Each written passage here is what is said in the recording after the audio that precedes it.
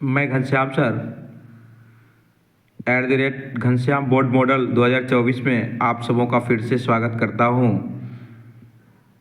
आइए आज मैं मैराथन सीरीज का पार्ट 10 देने जा रहा हूं, जो 66 नंबर क्वेश्चन से शुरू होगा। आइए बच्चों मैं बता दूं कि अब बहुत ही कम समय बचा है। आप इस सीरीज को पूरा देखते जाइए ताकि लास्ट में भी अगर 1-2 दिन बचे तो आप फिर से पुनः देख सकें। मैं कोशिश कर रहा हूँ ज़्यादा क्वेश्चन देने का, लेकिन समय के अभाव में नहीं दे पा रहा हूँ। आइए देखते हैं। 66वां नंबर क्वेश्चन है, समद्विबाहु समकोण त्रिभुज में प्रत्येक न्यून कोण की माप कितनी होगी। ये क्वेश्चन कह रहा है कि समद्विबाहु समकोण त्रिभुज में प्रत्येक न्यून कोण की माप कितनी होगी। समद्विबाहु समकोण त्रिभुज, आपको पता होना चाहिए कि समद्विबाहु समकोण कह रहा है। समद्विबाहु का मतलब दो भुजा बराबर। तो आप देख लीजिए, हमने एक त्रिभुज बनाया है ABC, जिसकी दो भुजा बराबर है AB और BC। आपको पता होना चाहिए कि बराबर भुजा के सामने का कोण भी बराबर होता है। ये दोनों भुजा बराबर है, BC AB के बराबर है। BC का सामने का कोण A है और AB के सामने का कोण बच्चों C है।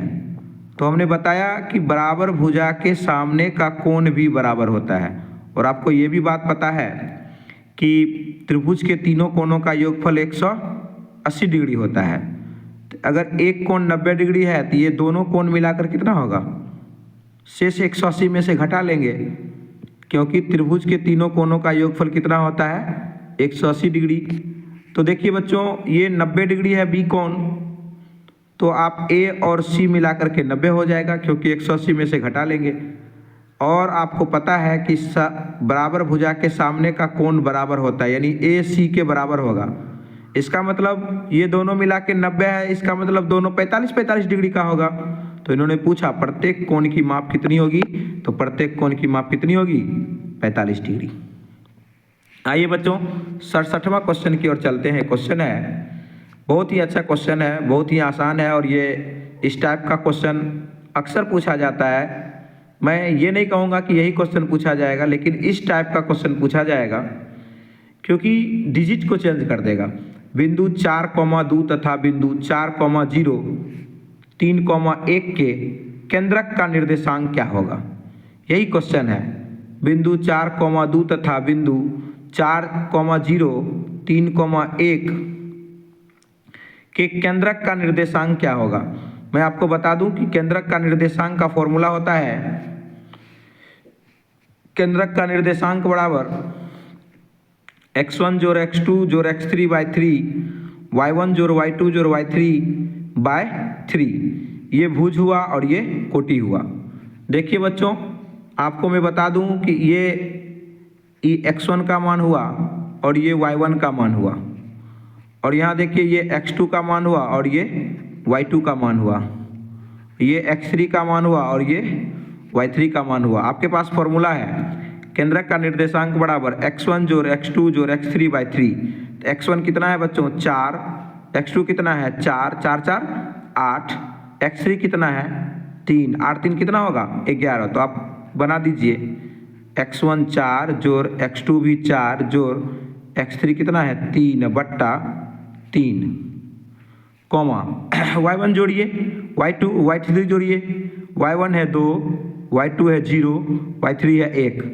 तो 2 जोड़ 0 जोड़ 1 लिखिए, 2 जोड़ 0 जोड़ 1 बट्टा 3।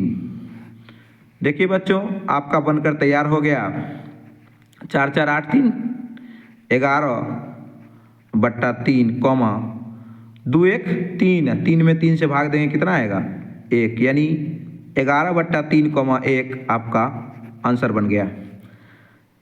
इस तरह से आप केंद्रक निकाल सकते हैं, पूछा जाएगा इस टाइप का क्वेश्चन। आइए बच्चों 68 नंबर क्वेश्चन देखते हैं। क्वेश्चन बहुत ही शानदार है और आसान भी है।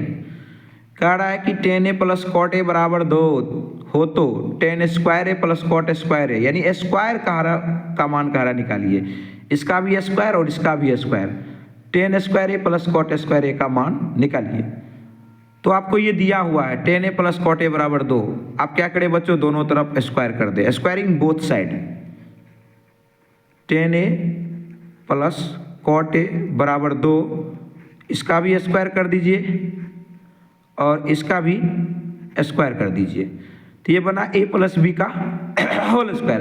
अगर हम दोनों तरफ स्क्वायर करेंगे तो कोई परेशानी नहीं है, क्योंकि बराबर के दोनों तरफ हम स्क्वायर कर रहे हैं, कर सकते हैं। Tan A plus cot A का होल स्क्वायर बना, tan A plus cot A का होल स्क्वायर, ये 2 का स्क्वायर 4 हो गया। Tan A plus cot A का होल स्क्वायर मतलब ये a और ये हो गया b, a प्लस बी का होल स्क्वायर, तो a प्लस बी का होल स्क्वायर क्या होता है बच्चों, a square plus B square plus 2ab, 2a है टेन ए और b है cot A, a square plus B square plus 2ab, 2ab बराबर 2 का स्क्वायर कितना 4। अब देखिए बच्चों, ten square A plus cot square A plus 10 into cot होता है 1, याद कीजिए फॉर्मूला, 10 इंटू कॉट 1, तो 2 गुने 1 बराबर इधर 4। देखिए हमको निकालना है ten square A plus cot square A का मान, 2 गुने 1 2, 2 प्लस में इधर आके क्या होगा माइनस में, तो आंसर बन करके तैयार हो जाएगा ten square A plus cot square ए, और 2 प्लस में इधर आके क्या होगा माइनस में, तो आंसर बना 4 माइनस 2, यानी आंसर आ गया 2।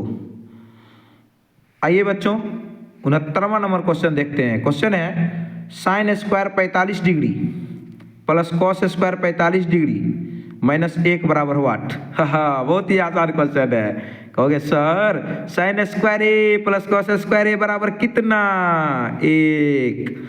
45 डिग्री का मान क्यों पुट करेंगे हम, फॉर्मूला नहीं याद है आपको, साइन स्क्वायर ए जोड़ कॉस स्क्वायर ए बराबर कितना 1 माइनस 1, सर कहोगे 0, तुरंत मार के निकल जाएंगे, मान रखने की जरूरत नहीं है। यहाँ देखिए एंगल बराबर है ना, इसका मतलब sine square A plus cos square ए बराबर कितना 1 माइनस 1, तो 1 में से 1 घटा लीजिए 0।